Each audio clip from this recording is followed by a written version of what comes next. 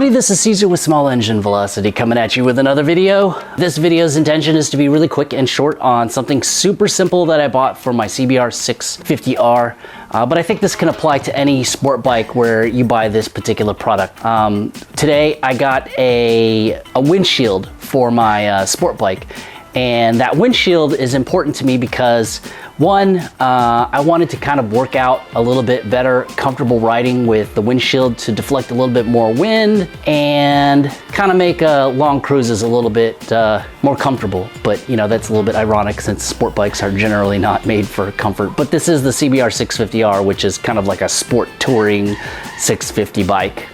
This particular product I bought on Amazon, but if you look at it, it looks exactly like the same ones that you buy from China, for example, from like AliExpress or Wish or whatever, or something like that you would find just generally on the internet. I mean, there's a lot of different options that you can get. You can get a Pug, you could get one from Cycle Gear. There's all sorts of ones that you can get. This one was very cheap, and it's a windshield. Like, really, how can you make it go wrong? Like, how can you mess it up? But you know what? That's what we're here to find out today. And then I kind of want to see if it'll give me that benefit that I want. And I want to try to synopsis that into like a nice short video for everybody to watch, just in case they want to know. But before that, let's go ahead and roll the intro.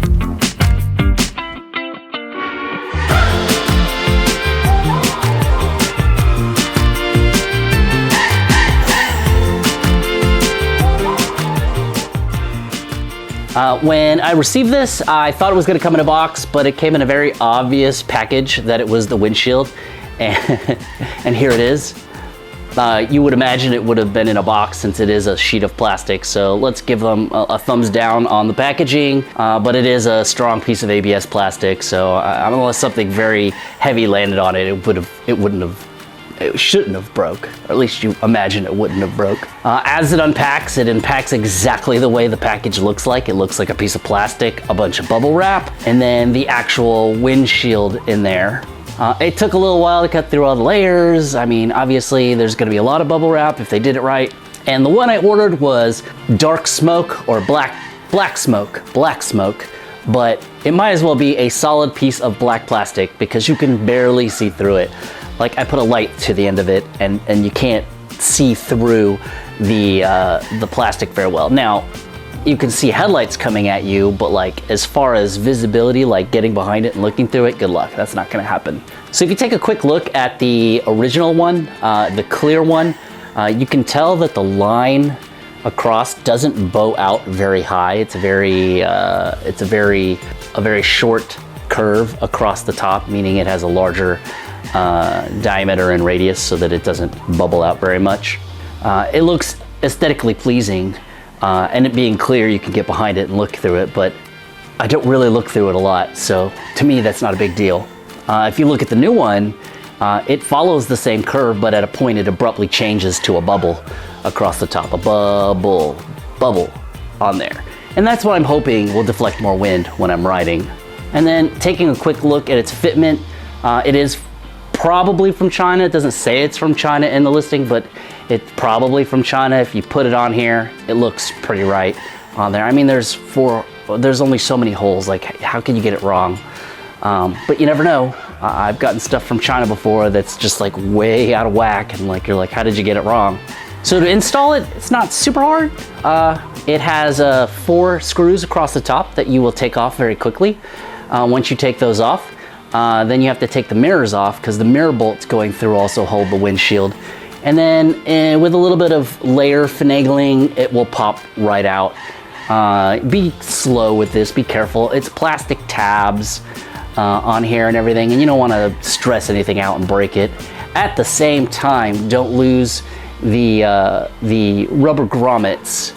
The grommets are also threaded on the inside with a nut, so you don't want to lose those because those are like one of a kind. So be sure to keep track of those as you're messing with it. Putting it back on is pretty much the exact same thing as taking it off. Just put it backwards. Just be careful when you're putting these things off. Remember, plastic, make sure everything lines back up and all the seams close up again. It wasn't difficult, but I wanted to make sure I did it right, so it kind of took me a little bit. So recomparing it with it on the bike with the stock or OEM off the bike, you can really tell the difference between the two. There's a huge bubble across the center. And to me, it makes it look a little bit more aggressive. It looks more like an actual death machine than it did with the windshield that was clear, that kind of, you know, looked utilitarian. And when you compare it, it's pretty easy to see the intentional physics of it all.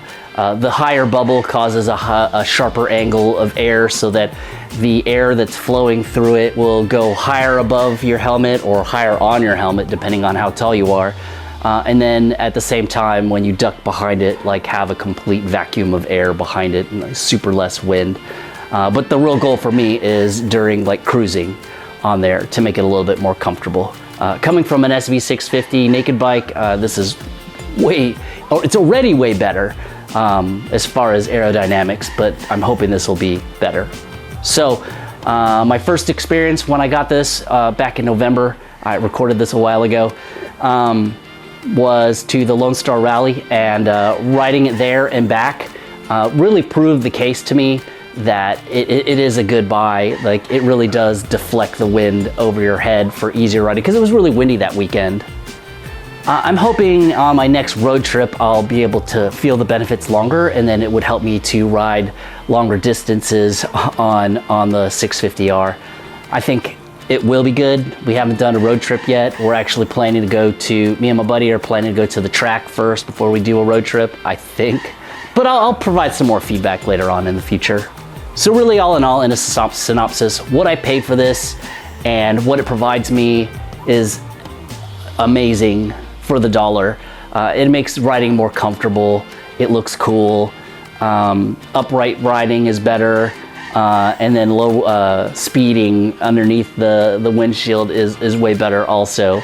Now, whether you buy one from China, whether you buy one from Revzilla, you buy a Puig, you buy any other brand on there, expensive or not, I think they're all pretty much designed to do the same thing. Maybe some do better than the others, but for this cheap one, it's definitely, you can feel a difference. So all in all, the installation, I give it about a 2 out of 10, and it has basic garage tools to be able to install this. I think pretty much anyone should be able to do it. The biggest idea to get out of it is to be sure to take your time. Apart from that, thanks for watching this quick review on this part. Trying to get a little bit of benefit out of it. Hope you guys enjoyed, and I'll see you in the next video. Hey, Shadow.